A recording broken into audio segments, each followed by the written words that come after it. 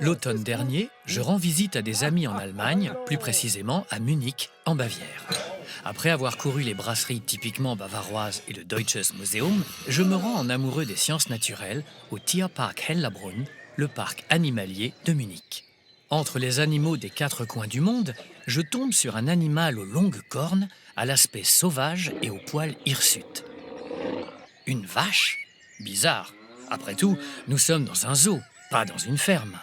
En m'approchant, je lis sur le panneau de l'enclos Aua Ochse, en français, auroch de Heck. C'est original. La dernière fois que j'ai entendu parler de ces animaux préhistoriques, ancêtres de la vache, c'était en Dordogne, dans la célèbre grotte de Lascaux.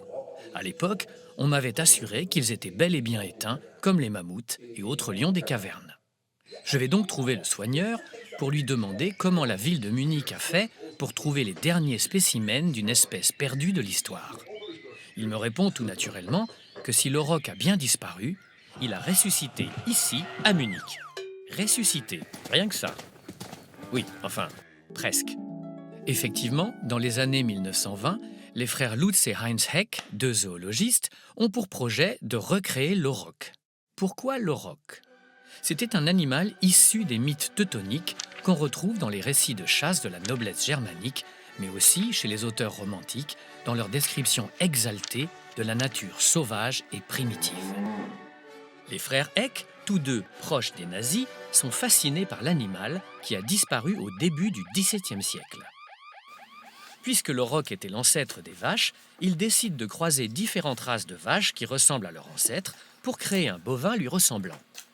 Les deux frères se mettent donc à la tâche, notamment au jardin zoologique de Munich que dirige Heinz. Leur expérimentation est couronnée de succès en 1934.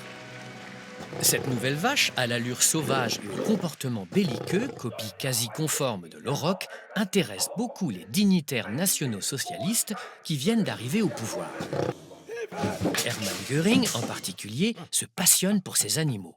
Pour lui, ils représentent la force primitive aryenne par excellence et sont un gibier de choix dans ces vastes domaines de chasse, une activité dont les nazis sont particulièrement friands. Après la Seconde Guerre mondiale, la quasi-totalité des aurochs sont tués dans les combats et on se demande que faire des survivants de cette race de vaches à la très mauvaise réputation. C'est aux Pays-Bas qu'on trouve la solution. Puisque ces aurochs reconstitués sont des animaux très rustiques avec un comportement sauvage, ils vivront très bien en liberté dans les forêts néerlandaises.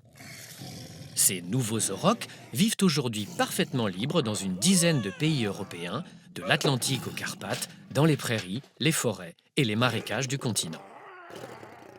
Mais leur existence soulève des questions scientifiques et même éthiques. Peut-on vraiment appeler ces animaux des aurochs ? Et a-t-on le droit de recréer une espèce déjà éteinte ? En attendant, ces animaux créés pour de mauvaises raisons sont devenus de véritables alliés de la biodiversité. Leurs bouses fertilisent le sol des forêts où ils vivent, ils entretiennent la végétation et permettent par la même occasion la survie de plusieurs dizaines d'espèces. Alors ? Eh bien, laissez-les vivre, les aurochs.